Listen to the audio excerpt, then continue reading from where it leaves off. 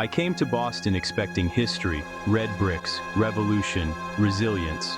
But beneath the surface, another story unfolded, one not found in guidebooks. It whispered in hurried footsteps, in averted subway gazes, a quiet sorrow clinging to the city's proudest monuments. A crisis hid in plain sight, not fought with muskets, but with a silent, relentless poison. The air carried more than autumn's promise, it carried unease. Near historic squares, I noticed figures hunched against brick walls folded in on themselves, trying to disappear. This wasn't the Boston of postcards. It was a city grappling with a deep, open wound. The vibrant tapestry of urban life was fraying, threads coming loose in the most public, private ways. In certain areas, the shadow was a heavy blanket. The city's normal sounds faded, replaced by an eerie quiet. People moved like ghosts, haunting sidewalks where tourists once bustled. I saw a young woman, her face etched with pain, hands trembling, a living testament to a broken promise. This wasn't just about a drug. It was about profound human disconnection. Invisible walls divided the city. People walked past, eyes fixed forward, out of fear or helplessness. Once you witness that level of despair, it becomes part of your own story of the city. Boston's history was no longer just about the past. It was about the urgent tragedy unfolding on the cold, hard pavement. I met a man who used to build things, houses, decks, a life. After an injury, pills came first, then fentanyl. Relief was fleeting, the hunger endless. He lost his job, his home, and the trust of those he loved. Now his days were a cycle of trying to feel normal, just for a little while. His story wasn't unique. In quiet corners, I heard echoes everywhere. A young artist traded paintbrushes for a needle. Her world shrank to a single desperate need. She missed creating beauty, missed hope. The drug had stolen her colors, leaving only gray. These weren't just stories of loss. They were stories of survival. People held on by a thread, fighting a war within themselves every day. Moments of clarity flickered, memories of who they were, dreams of who they could be. Forgotten soldiers in a war nobody wanted to acknowledge. Their battlefields were alleyways and shelters, their resilience astounding. The human spirit endures, even when pushed to its limit. In every story I saw a glimmer of hope, a longing for redemption. The city's alleys echoed with both pain and the stubborn will to survive.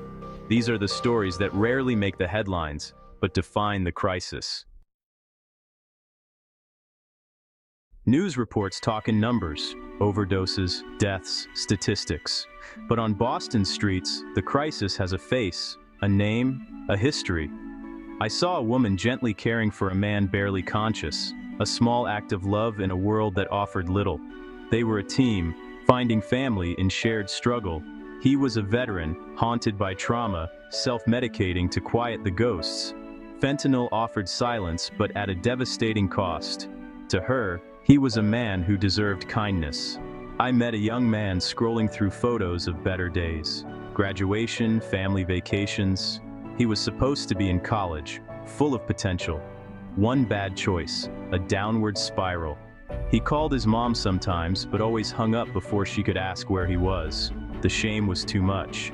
These are the people behind the headlines. Human beings, not statistics. Sons, daughters, brothers, sisters. People we pass on the street, faces we choose not to see. Addiction does not discriminate. It finds the cracks in our lives and pries them open. To see them is to see ourselves, reflected in shared vulnerability. Their stories remind us, this crisis is personal, not abstract. Every number is a life, a family, a future lost or waiting to be reclaimed. The true cost of the crisis is written on these faces. The fentanyl crisis is a community tragedy, a slow-motion earthquake shaking Boston's foundation. A librarian told me her library had become an unofficial shelter. Her job now included saving lives. First responders are on the front lines, worn down by constant trauma. Parks once filled with laughter are now quiet. public spaces tense. Business owners struggle between compassion and safety. The city holds its breath, the problem feeling too big, too complex. The community's anguish is a silent scream, trapped beneath daily life. This is what a public health emergency looks like up close, seeping into every aspect of society. The crisis radiates outward, devastating families and reshaping lives. A grandmother now raises her grandchildren, her daughter lost to addiction. The children are hidden victims, growing up in the shadow of trauma, their childhoods cut short. The emotional toll is immense. Trust erodes, bonds break, isolation deepens. Families and friendships dissolve under the weight of helplessness. Communities become divided. The social fabric unravels. The cost is measured in broken hearts and futures never realized. The crisis thrives in isolation, in places where people feel forgotten. This isn't just a story about a drug, it's about who we are as a society. It asks, how did we let so many fall so far? Even in the darkest corners, there are glimmers of hope. I saw it in a volunteer handing out supplies, offering kindness without judgment. In a church basement, a support group shared struggles and small victories. A day clean, a call from family, a moment of peace. Outreach workers, doctors, nurses, and family members fight back with compassion, not anger. These acts of kindness are the antidote to isolation. They are threads of hope, weaving a new narrative of healing.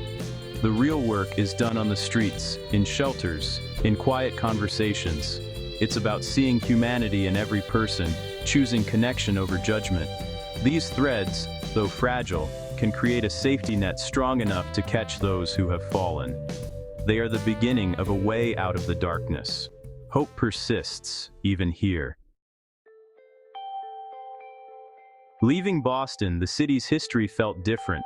The Freedom Trail became a reminder. The fight for freedom is ongoing. Now, freedom from addiction and despair. This battle can't be won with laws alone. It begins in the human heart. We must choose to see those suffering, to acknowledge their pain and humanity. These are our neighbors, our family, ourselves. The crisis is a test of empathy, a call to tear down walls and reach out. Change starts with a simple act, to see the person, not the addiction. Small gestures of compassion create ripples of hope. We can choose to lift up the vulnerable, to be defined by our response, not the crisis. Healing begins when we open our eyes and our hearts together.